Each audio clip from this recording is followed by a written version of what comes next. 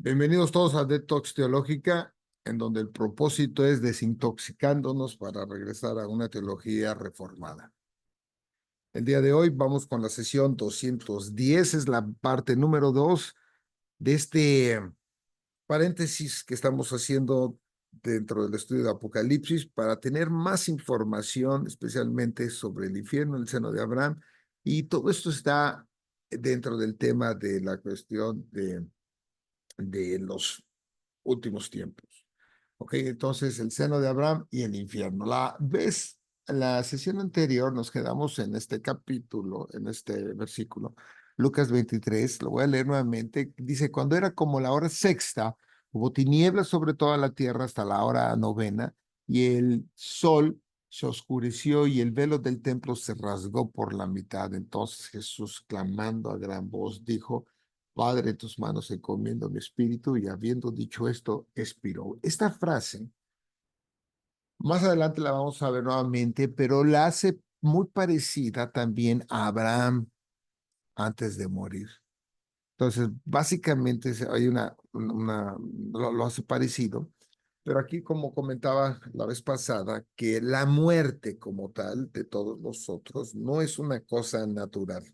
Y cuando digo no es una cosa natural, no es algo en la cual se, Adán fue creado, sí, ni Eva, no fueron creados para morir. De hecho, es la consecuencia de romper el pacto, y conste que pues, quiero que vean que no estoy diciendo del pecar ni nada, porque lo quiero manejar en términos de pacto, porque cuando hay un pacto, también el que rompe un pacto o el que rompe un contrato, porque es en términos de un juicio, de algo legal, si alguien lo rompe, tiene que tener una consecuencia. Entonces, cuando Dios le dice que de todo árbol comerás, menos del árbol del bien, de la ciencia, del bien y del mal, la ciencia del bien y del mal, entonces dice, morirás. Entonces, viene la cuestión de la implicación de este castigo.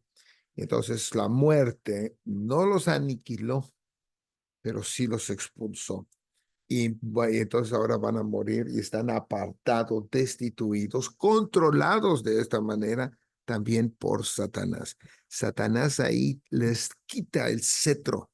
Por eso cuando están en la cruz, perdón, cuando están en el desierto con Jesucristo, le habla que el cetro de las naciones se le ha dado a él, porque él la toma precisamente en ese momento. Entonces vemos esta cuestión de las actividades sobrenaturales que están sucediendo también siempre al mismo tiempo en toda la parte de la Biblia, desde antes de este, de crear al hombre, ya estaba todo esto. Por eso dice, hagamos al hombre en nuestra imagen y semejanza. Entonces, aquí viene habiendo dicho expiró. Y antes de iniciar algunas preguntas, ¿por qué el hombre rico se dirige a su padre Abraham y no a Dios Padre? ¿Por qué? Vamos a verlo ahorita tantito en unos versículos de ese pasaje, pero vean que en ninguna parte lo hace. Y la razón que lo hace así, porque Abraham viene a ser el que tiene el del pacto.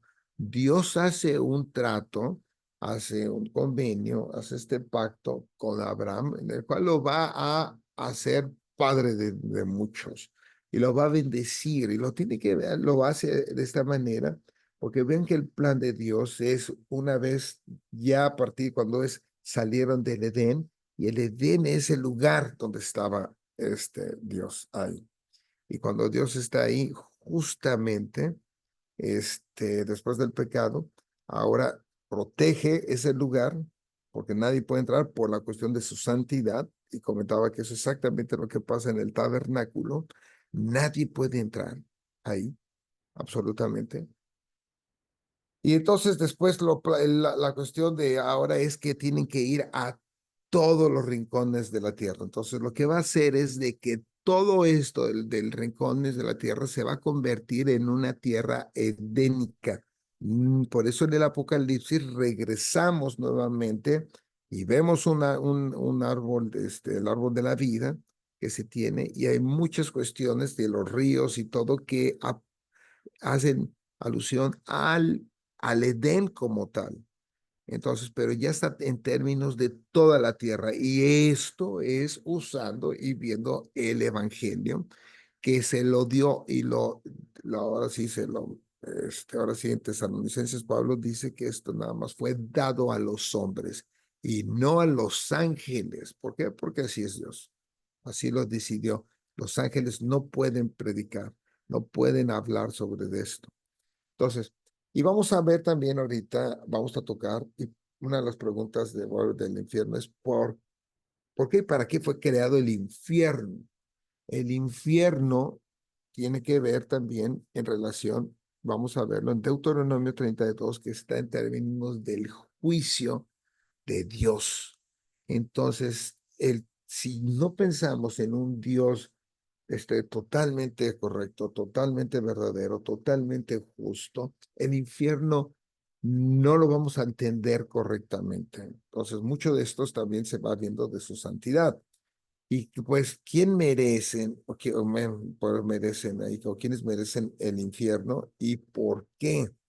Ok, entonces nuestros conceptos pensamos que esta persona es mala y por lo tanto tiene que ir al infierno.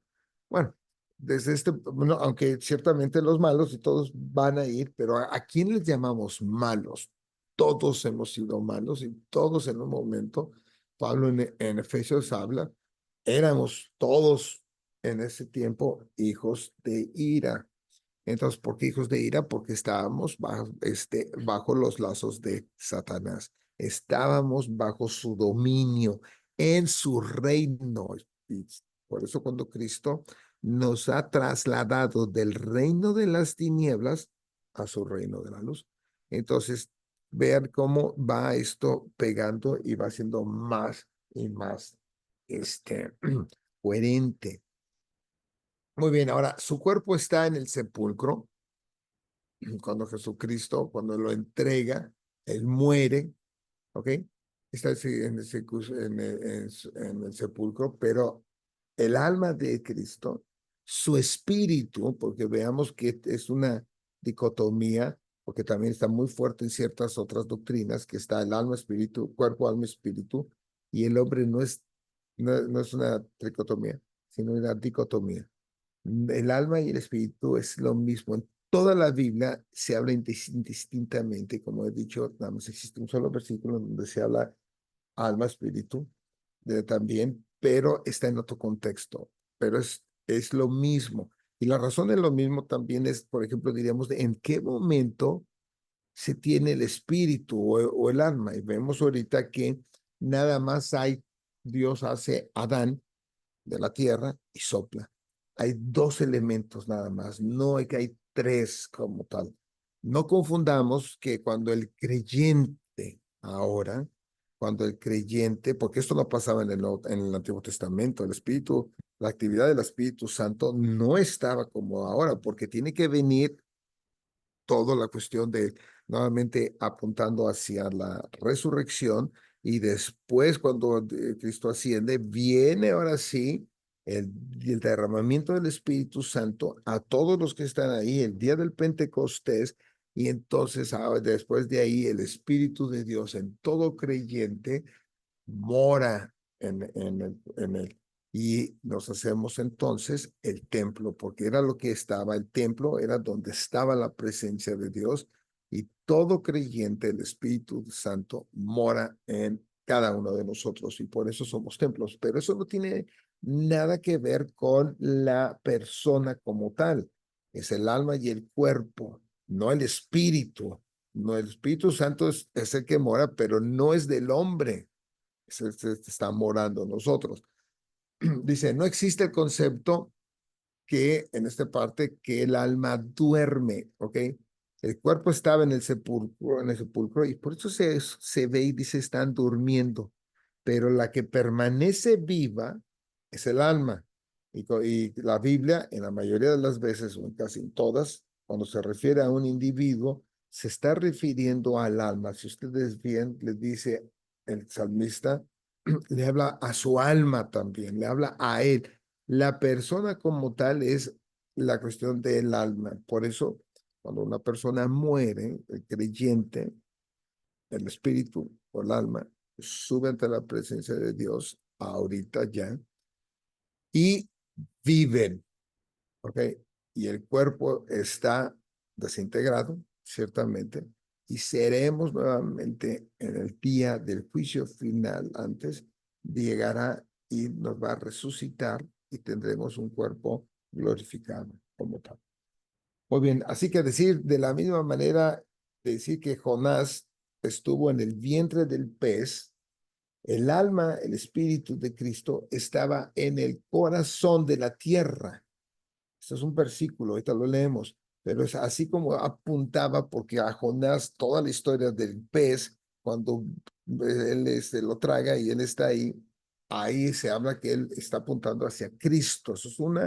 Ese es un pasaje 100% cristocéntrico, porque Jesucristo también tiene que ir después a bajar.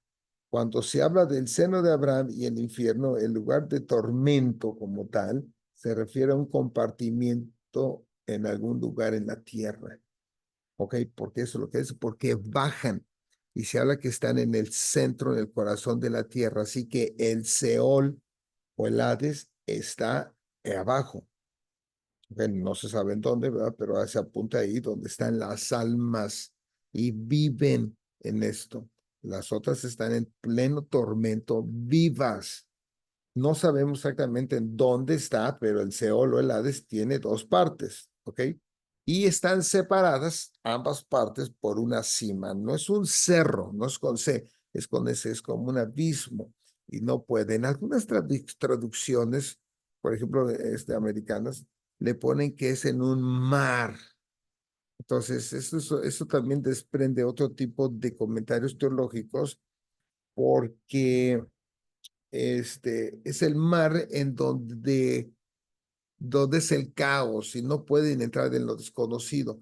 Y es lo que los limita. Y esa situación evita que tanto los que están o los que estaban en el seno de Abraham no pueden pasar al otro lado. ¿Ok? Pero no es una montaña, sino es una cosa que va hacia abajo. ¿Ok? Muy bien, vemos esto, por ejemplo, en Lucas 16, otra vez, que es el de la cena de Abraham, perdón, de Lázaro, y el rico dice, y en el Hades, ahí está el rico, ya entrando más en el pasaje, alzó sus ojos, estando en tormentos. Vean que es un lugar de tormento para ir describiendo esta situación del infierno. No lo hace para Lázaro, Lázaro está bien, entonces es un lugar de confort. El Hades, perdón, el seno de Abraham para todos los del pueblo, los creyentes, pero no están ante la presencia del Padre. Entonces él, dando voces, dijo, Padre Abraham. Entonces ven aquí que se dirige a Abraham, porque él es el representante del pacto. Ten misericordia de mí y envía a Lázaro para que moje la punta de su dedo en agua y refresque mi lengua porque estoy atormentado en esta llama. Entonces, pues realmente es algo de dolor, es algo de tormento. Y lo que está pasando, dice, pero Abraham le dijo, porque Abraham se encuentra en el seno de Abraham, que Abraham ya había pasado.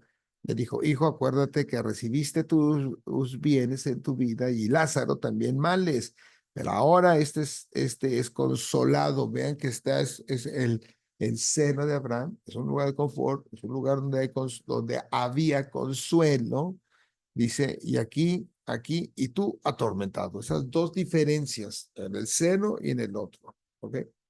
Entonces, todas estas personas que murieron antes de la resurrección de Cristo, y digo antes de la resurrección, porque los dos malhechores que están crucificados, ellos, el de la izquierda, que es el que el malo, que digo, el que no es que se arrepiente, ese va a bajar también, pero él va hacia el otro lado, en lugar de lo que sería el infierno. Bajan todos al Seol, a la muerte, todas las almas, pero el alma de él va al Hades, y el que va a la derecha, por eso le dice, acuérdate de mí cuando estés en el reino, y Jesucristo le dice que hoy estarás conmigo en el paraíso. No le dice conmigo en el cielo, le dice el paraíso porque tiene que ir primero a bajar al paraíso, y él es del que baja también al paraíso con él. Después, cuando resucitan, o sea, todos salen cuando Jesucristo toma las llaves, porque así lo habla y así lo pongo, las llaves del Hades, de todo eso, y de la muerte. Ahora él es el Señor también de eso. De ahí él como tal ha declarado esa cuestión de anunciamiento, y es por eso que a los del infierno les va a decir lo mismo, pero les declara su victoria. O sea, esa es parte, por eso en el versículo de que habla de que también predicó a los muertos, se refiere a ese tipo, no que se les hable a los muertos como que si tengamos ahorita nosotros permiso de ir y hablar a los muertos. Hablar a los muertos está prohibido. No está bien delante de Dios eso. Entonces dice, y dice después del 26, así mismo, además de todo esto, una gran cima está puesta entre nosotros y vosotros, de manera que los que quisieran pasar de aquí a vosotros no pueden ni de allá pasar acá. Vean que están totalmente imposibilitados, están encerrados, están atrapados los dos. Pero el hecho que estén atrapados no quiere decir que en el seno de Abraham estén mal, sino vemos que están, como comentaba aquí, él está consolados y el otros atormentados. O sea que el seno de Abraham hay consuelo, hay confort, y en el lado del otro hay totalmente tormento. Entonces le dijo, te ruego pues, padre, que le envíes a la casa de mi padre, porque tengo 5 hermanos, para que les testifique, a fin de que no vengan ellos también a este lugar de tormento. Este versículo, como que tiene o sea, hay un arrepentimiento de la persona que se está dando y que pide por los de allá. Pero esto no quiere decir que los que se van a estar, o sea, pueden ellos, eh, o sea, evitar que vayan al infierno. No necesariamente. Sabemos que Dios ha elegido a algunos y a otros no. Y Abraham le dijo a Moisés y a los profetas, dice, a los profetas tienen, óiganlos. Él entonces dijo, no, padre Abraham, pero si alguno fuere a ellos de entre los muertos, se arrepentirán. Mas Abraham le dijo, si no oyen a Moisés y a los profetas, tampoco se persuadirán, aunque alguno se levantare de los muertos. De hecho, esto pasa con Lázaro. Con Lázaro pasa porque después de cuando Lázaro resucita, no pasa muchos versículos después, cuando ya lo quieren matar. O sea, no hay una cuestión de que, no, si lo ven que resucitó, van a creer. Cuando Jesucristo resucita, se abren los sepulcros y hay personas que resucitan. Lo podemos ahí leer en la Biblia. Resucitan y después predicaban. En otra parte comenta. Nadie puede escapar de esos dos lugares, como decía. ¿Ok? La pregunta es, ¿para qué se creó el infierno? Así como el bandido de la cruz, ¿verdad?, le dijo que hoy estaría con él en el paraíso, ¿ok? Pero lo importante aquí es lo que sigue. Lo pongo así para que entre acá. Sin la resurrección de Jesucristo, aunque aquellas personas que pusieron su fe en Dios en el Antiguo Testamento, ellos no tuvieron acceso al Padre porque no había resurrección. El evento de la resurrección es un punto muy importante en la historia, en la Biblia. Y vean que tiene que ser así porque todo esto gira en el Hijo. Entonces esperan al Hijo, es el que realmente el que se encarna, y viene, y después el que muere por nosotros, a nosotros nos redime, nos justifica delante del Padre y por medio de él podemos nosotros ahora sí tener acceso al Padre, porque es el único camino que va al Padre. No existe otro. E insisto, si se hubieran ido todos los que hubieran muerto antes de la resurrección, entonces implica que hubo otro camino, ¿ok?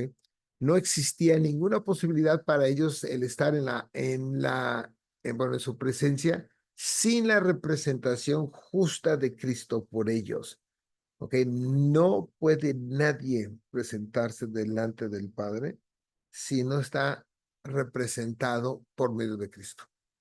Ok, eso es importante que no se olvide.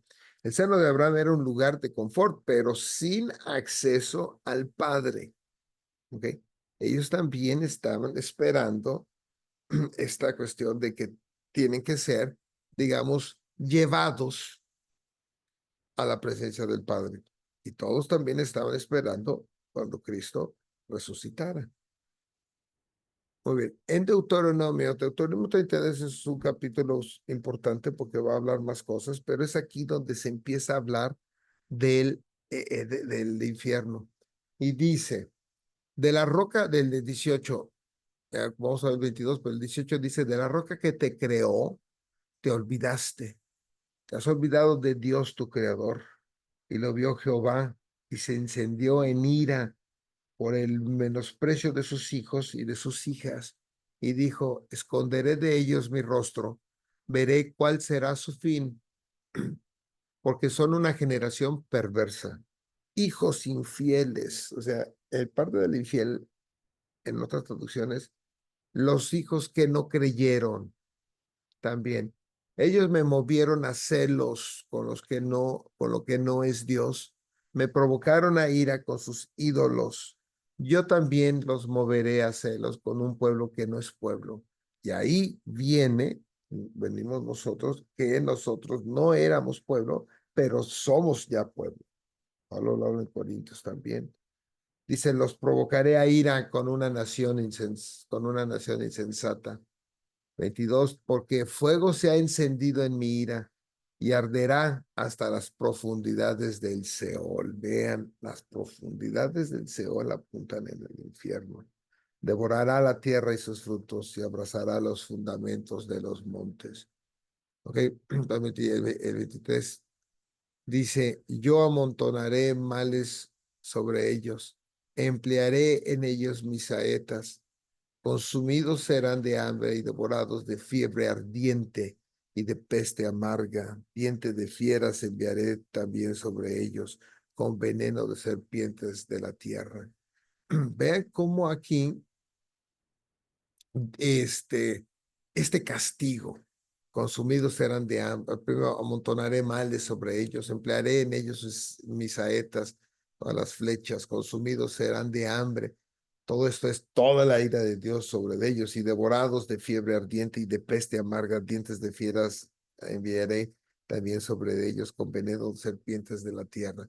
Pero en el mismo capítulo del 32 vemos que en los primeros, ¿ok?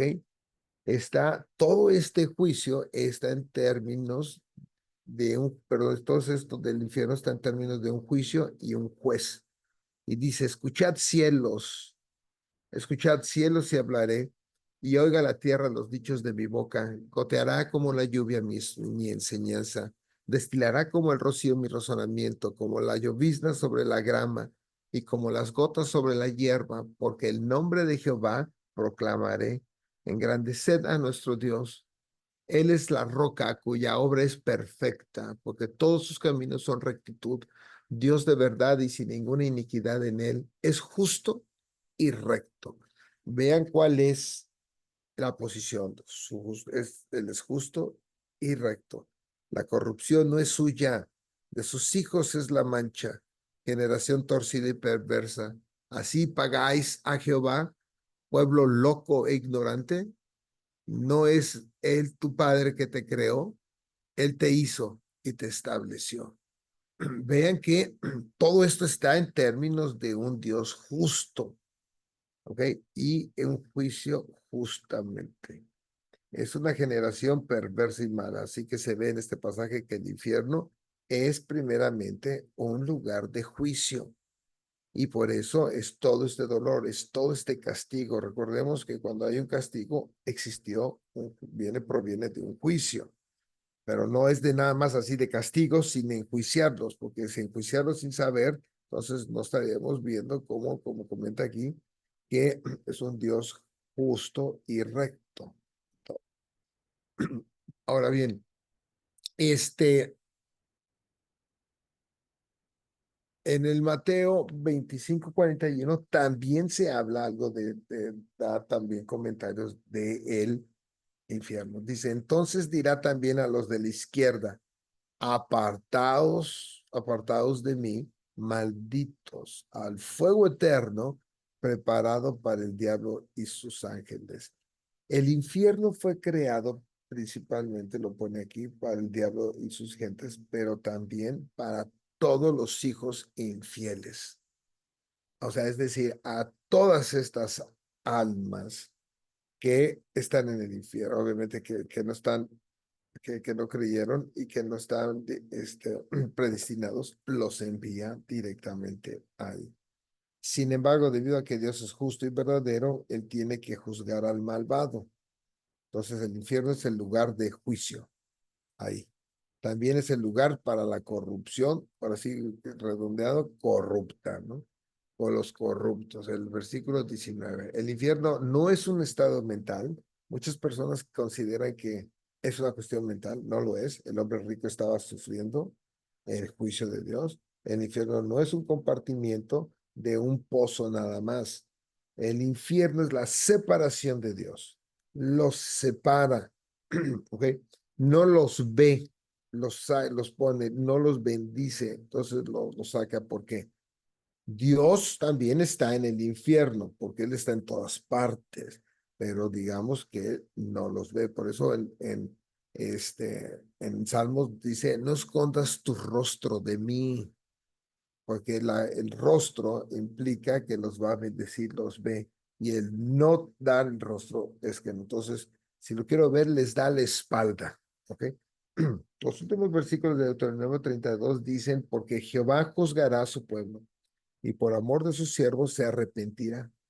Cuando viere que la fuerza pereció y que no queda ni siervo ni libre, y dirá, ¿dónde están sus dioses? La roca en que se refugiaban, que comían la grosura de sus sacrificios y bebían el vino de sus libaciones. Levántense, que os ayuden y os defiendan. Ved ahora que yo soy yo, pero que yo soy, y no hay dioses conmigo. Fíjense esta parte de dioses con él. Es el único, él es el que creó todo. Dice, yo hago morir y yo hago vivir. Yo hiero y yo sano. Y no hay quien pueda librar de mi mano. Terrible, no hay escapatoria de la mano de Dios. Eso es algo importante. Hebreos toma esto también, ahí en Hebreos 10:31, que horrenda cosa es caer en manos del Dios vivo. Es exactamente lo que está pasando aquí. No hay quien pueda librarle de mi mano. Nadie de los que va a juzgar, los que van a salir. Muy bien. También es un lugar de pena eterna. En 2 Tesalonicenses, capítulo 1:8 dice, esto es demostración del justo juicio de Dios. Vean, el justo juicio de Dios, para que seáis tenidos por dignos del reino de Dios. Porque también somos dignos del reino de Dios, porque el justo juicio a nosotros lo hacemos o pasamos porque Cristo ya por medio de él, nos imputó Dios el Padre la obediencia perfecta del cumplimiento de la ley. Nos ha justificado y nos ha lavado por medio de su sangre. Dice, porque es justo delante de Dios pagar con tribulación a los que os atribulan. Vean cómo viene aquí la venganza. Con los que los han atribulado, pagarán. Y a vosotros que sois atribulados, daros reposo con nosotros. Viene ahora otra vez el reposo, cuando se manifieste el Señor Jesús desde el cielo con los ángeles de su poder. Esto cuando se manifieste apunta a la cuestión de escatología. Todo eso obviamente escatológico apunta hacia la venida de Jesucristo, la segunda venida.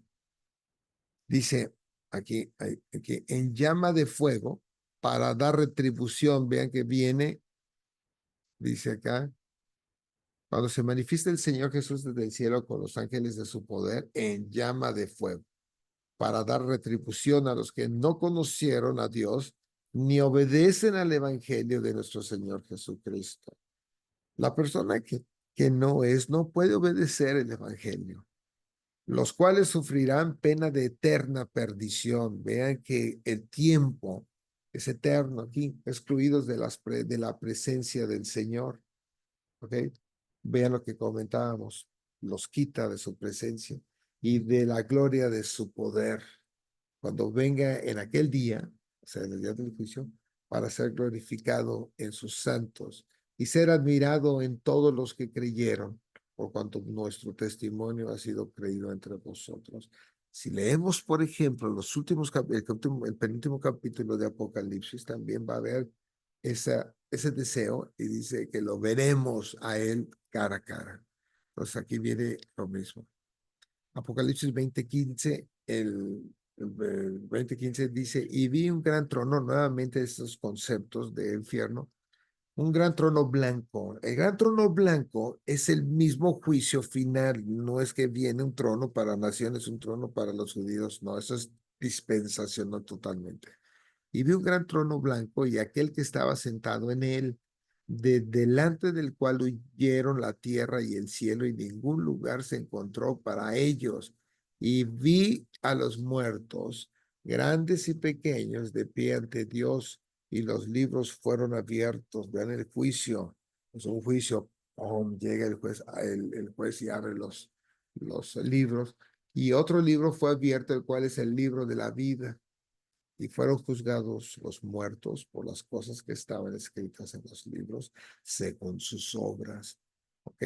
Por eso el juicio final es por medio de obras, por todo lo malo que hicieron. Y nosotros, siendo malos, pero somos justificados, redimidos, nosotros tenemos las obras perfectas de Cristo como si las hubiéramos hecho. Y esa es la que a nosotros no la imputó. Esa es, nos guste o no nos guste, las tenemos el creyente. El golpearse, que no, y que yo no soy digno y todo, es no entender un evangelio correctamente. El creyente debe de saber que está perfecto delante de Dios, sea lo que sea. Eso es lo que debemos de entenderlo. Leíamos que ahí en Colosenses 1 viene eso. Después dice, y el mar entregó los muertos que había en él, y la muerte y el Hades entregaron los muertos que había en ellos, y fueron juzgados cada uno según sus obras. Que viene otra vez el juicio por obras. Y la muerte y el Hades fueron lanzados al lago de fuego. Todo eso lo va ahora, lo saca y lo avienta al fuego. Esta es la muerte segunda, y el que no se halló inscrito en el libro de la vida fue lanzado al lago de fuego. Vean que el infierno también, y obviamente después el lago, ya es el lugar final, van a estar, porque este lago de fuego corresponde cuando ya venga Jesucristo. ¿Ok? Apocalipsis 19, que es el capítulo anterior, dice básicamente lo mismo, y quiero que veamos que repite, y no es que vaya a haber dos lanzamientos, no es, está hablando del mismo lanzamiento, pero por eso es de una manera paralela y va hablando progresivamente. Entonces, aquí es otro versículo, otra parte donde podemos ver que el Apocalipsis no es lineal, no es de que yo leo el 1, el 2, 3 y voy viendo y me voy entendiendo y va siguiendo, no, regresa. Y vean, aquí dice, y vi a la bestia, a los reyes de la tierra y a sus ejércitos reunidos para guerrear contra aquel que montaba el caballo y contra su ejército. Y la bestia fue apresada y con ella el falso profeta que había hecho delante de ellas las señales con las cuales había engañado a los que recibieron la marca de la bestia y habían adorado a su imagen. Estos dos fueron lanzados vivos dentro de un lago de fuego que arde con azufre, y los demás fueron muertos con la espada que salía de la boca del que montaba el caballo, y todas las aves se saciaron de las carnes de ellos. Esta es una imagen de, otra vez, de cuando son lanzados. En el 20 vuelven a ser lanzados. No, si en el 20 repite lo mismo, pero desde otro punto de vista. O sea, no son varios lanzamientos. Después lanzan unos y lanzan otros. Eso no es entenderlo, y lamentablemente sí hay personas que lo están entendiendo así. Regresando rápidamente al seno de Abraham, en 1 de Pedro 3, 18 y 19 dice, porque también Cristo padeció una sola vez por los pecados. Vean el padecimiento, una sola vez de los pecados, el justo por los injustos para llevarnos a Dios. Entonces, el sufrimiento de Cristo es esencial. Entonces, cuando Él dice, se ha terminado, todo consumado está, también habla que ya no hay más sufrimiento de parte, obviamente, de su obra, porque todo era una cuestión de sufrimiento. Ya todo se realizó, todo el sufrimiento lo llevó Él, siendo a la verdad muerto en la carne, pero vivificado en espíritu. Por eso muere en la carne, vivificado en el espíritu, en el cual también fue y predicó, vean, a los espíritus encarcelados porque no se pueden salir, ¿ok? Dice, los que en otro tiempo desobedecieron, aquí va al infierno. Entonces va al infierno a declarar victoria. Cuando una vez esperaba, dice, esperaba la paciencia de Dios en los días de Noé mientras se preparaba el arca, el cual pocas personas, es decir, 8, fueron salvadas por agua. ¿Ok? Aquí vean, esto tiene otra cuestión teológica, este tipo de salvación por agua. Después dice 2 de Pedro 2:4 en la otra carta, porque si Dios no perdonó a los ángeles que pecaron, ¿para cuáles fueron estos ángeles que pecaron? Es un tema muy diferente que lo veremos en otra manera, pero es diferente en otra sesión, pero va apuntando a Génesis 6, sino que arrojándolos al infierno, los entregó a prisiones de oscuridad. Por eso abajo, para ser reservados al juicio. ¿Cuál? El juicio final. Vean otra vez juicio, la cuestión legal.